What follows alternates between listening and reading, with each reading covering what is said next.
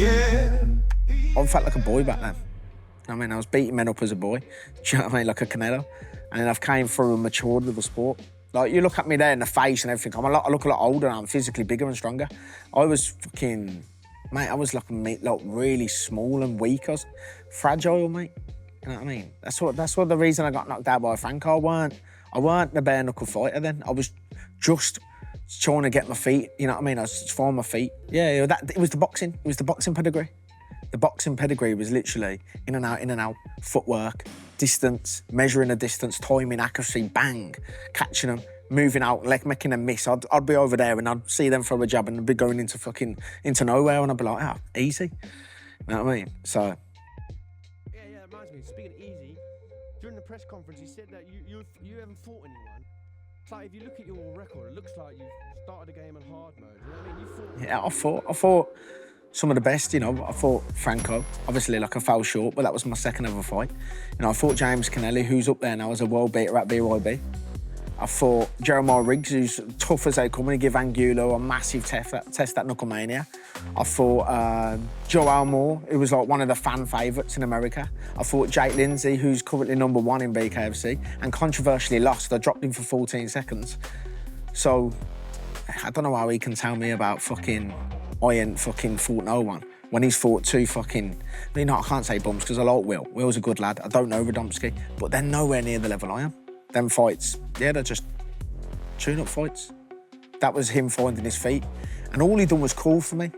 And the thing is, he's called and called and called. I want Tierney. Well, guess what? You got Tierney. Well, you're looking and he judged 50% Tierney. He judged the Tierney that wasn't training hard, wasn't training before starting the camp, was trying to lose a weight, fat burning, wasn't sparring properly, you know what I mean? Wasn't fit, right? And he's judged the Tierney of that.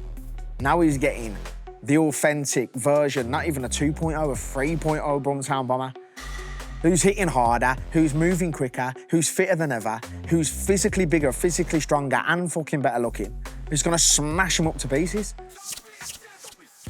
In a press conference, I feel like, you know, he tried to physically impose himself. Now, I'm quite a respectful person. I came over, I would have shook his hand, and his aura, he give off an aura of, no, you're not gonna shake man. Little man syndrome, do you know what I mean? I looked over his little man syndrome, I looked at him and I thought, here you are, little pipsqueak. Come shake my hand like a good boy. No, he didn't wanna. He wanted to stand there and puff his little shoulders out, his little gains, you know what I mean, that he's been doing. He's eating all his little protein and taking his little juices, and his shoulders are all up there, and he squared himself. I could see his neck tensing, thinking, chill out, little boy. Your time will come on August the 10th. We went up to the press conference, and that chewing gum he kept slapping his chops with, it was annoying, but that's nerves, that is. That's nerves and anxiety, and he hasn't been on the level I have. He hasn't done the press conference. He hasn't spoke the way I have and put himself on the top stage. You know what I mean? He hasn't done a main event. He hasn't done a co-main event. He hasn't fought in America. He hasn't fought in Dublin. He hasn't fought at Wembley. Do you know what I mean? He hasn't been at that level, and he thinks he's going to come up and take this level, and so be it, because he's a good boxer. I think, you know, technically, one of the better of the boxers that I got offered. But when I looked down at him, I thought, I gauged him, I measured him. I thought, nah, you're getting fucking sparked.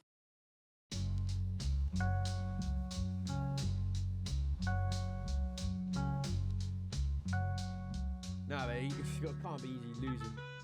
Taking, you know, the first loss I ever took was the second fight in my career. Yeah, and it hurt me deep. I had depression and stuff after that, and I physically was like, I ain't losing again. And I never lost for 4 years on the bounce. Now, my head overrided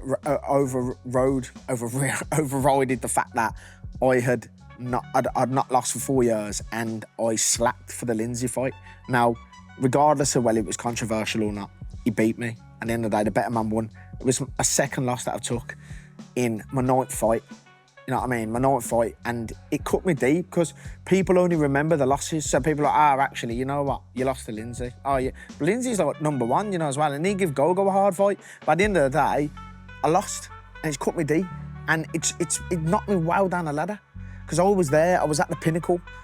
I was ready to fight for the world title. If I'd done things properly and serious as I am now, I'd be world champion. But instead, I never. I slapped, and I took the piss. And I lost. And you know what? I'm so glad that the universe blessed me for losing, because now I'm coming back better than ever, stronger than ever. And I don't think I'd be this person if I didn't lose. And when I lost against Twathead the first time, You know what I mean? It made me a better fighter. The last loss will make me a better fighter. And it won't be a full-year run. This will be the rest of the run to the rest of the career, do you know what I mean? Until I'm ready to give it up. This is my 10th fight. I'm not a veteran. I'm not no Hall of Famer. I'm just a straight, all-round, bare-knuckle fucking bad boy.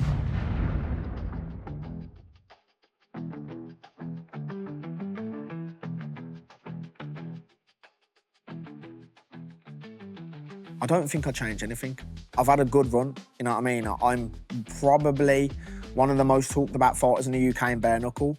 I'm known massively for a load of celebrities, famous singers, you know what I mean, rappers that I've been involved with. I've got some tunes. Are you in some music videos? No, I actually am. I'm in a video for JK, he just hasn't released it yet. But I've just built this massive portfolio of high-influenced people by being where I am, and I think, you know, taking the losses on the chin and stuff like that have helped me, because sometimes, like when I lost to Lindsay, it's character building for me. Basically, it was like, are you going to give up and say, oh, I'm going to come back? Like, listen, there's 1,000 bare-knuckle fighters out there who lose, and I see it every day, and they take the loss on the chin. There's some people that are happy with it and go, oh, because I fought so-and-so, I shared the ring with a really good, and he was ex-UFC, so I'm not really bothered I lost. Why the fuck would you be bothered? I'll be bothered. Like, I'm scared to lose. Like, that's. I'm not scared of anyone else. I'm scared of losing. I'm scared of making a mistake, and I don't want to lose.